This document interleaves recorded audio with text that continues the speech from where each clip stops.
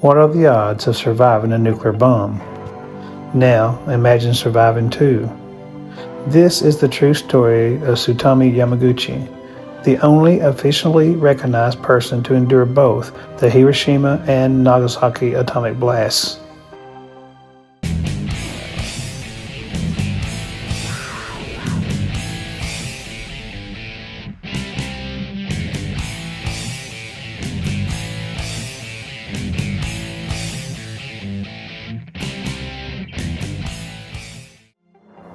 August 6, 1945, the final days of World War II. A B-29 bomber cuts through the morning sky over Hiroshima, and within seconds, the city would be gone. But one man would live to tell about it. Yamaguchi was on a routine business trip, an engineer for Mitsubishi, just wrapping up a meeting. A normal day, nothing unusual. Until 8:15 a.m. when the sky lit up like a second sun. He saw the flash before he heard anything. Then came the sound, the force. The heat so intense it boiled the skin off anyone nearby. Yamaguchi was thrown to the ground, his arms charred. Both eardrums ruptured. Staggering through the ruins of Hiroshima, nothing but ash, bodies, and fire surrounded him. He could barely see, barely breathe, but somehow, he survived. And he had one thought: get home to Nagasaki. It would take him 2 days to return. 2 days of agony navigating a crippled rail system, covered in burns and bleeding, while a nation crumbled around him. And just when he thought it was safe, he walked into his boss's office in Nagasaki and said, "You won't believe what I just saw in Hiroshima." But fate, it was not finished with him yet. Yamaguchi's body was scorched, his face and arms wrapped in bandages, but somehow, on August 9th, just 3 days after Hiroshima, he walked into work at Mitsubishi in Nagasaki to warn them of what he had seen. His co-workers thought he was exaggerating. One bomb could do all that, as he described the searing light and devastating blast. At exactly 11:02 a.m., the second atomic bomb fell. Another flash, another explosion. The window shattered, the building trembled. Everything he had just described was now happening again. The city outside turned to fire. Yamaguchi, still wounded from Hiroshima, was thrown to the floor by the blast wave. But by some miracle, once again, he survived. He stumbled into the streets of Nagasaki. Fire, smoke, collapsing buildings, people screaming. He was now suffering from radiation sickness, but still he moved forward. Doctors couldn't believe it. The odds were unimaginable. One man, 2 atomic bombs, alive, but barely.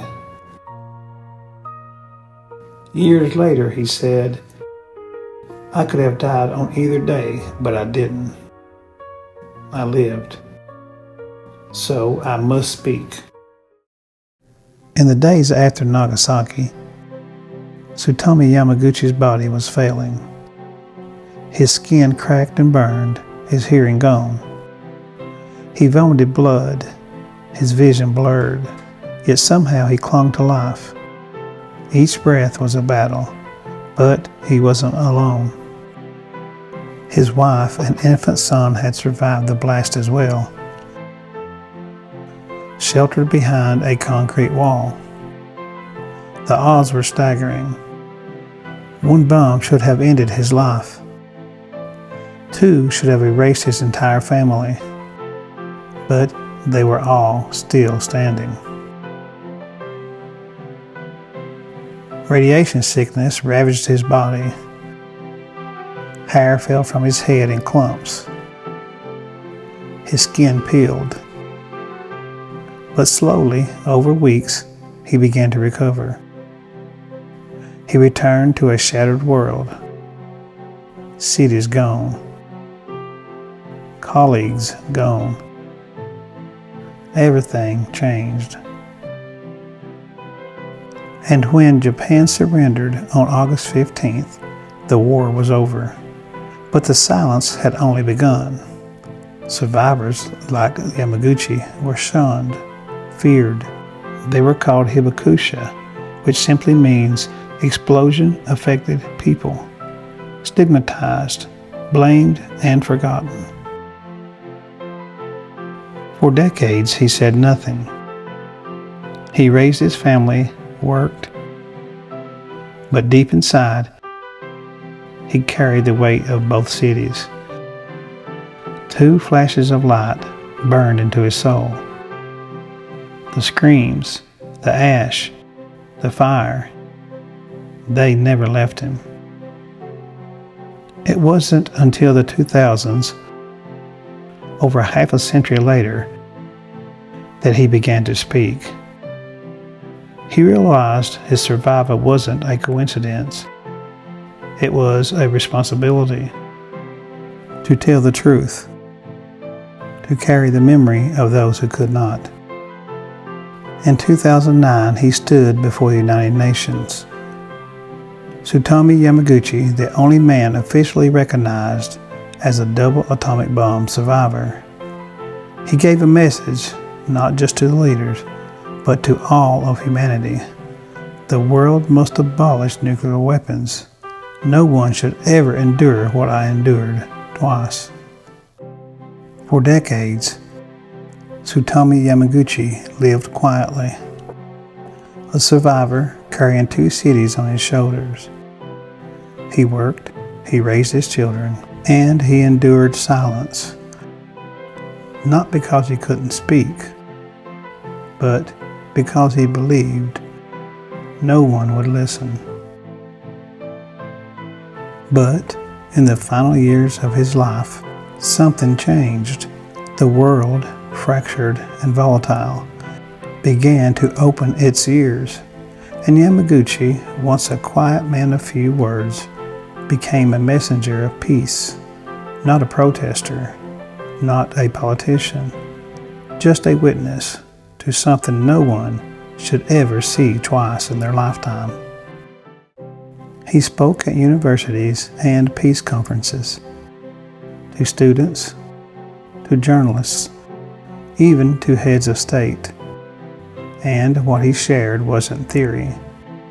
It was pain. Pain wrapped in memory, in radiation, in fire, and in death. He described the smell of burned flesh, the silence after the blast, how the sky turned black with ash, and how somehow he lived through it. Not once, but twice. I wasn't lucky, he said. I was spared to speak.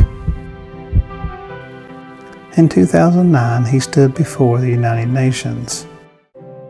the only officially recognized double survivor of the atomic bombs.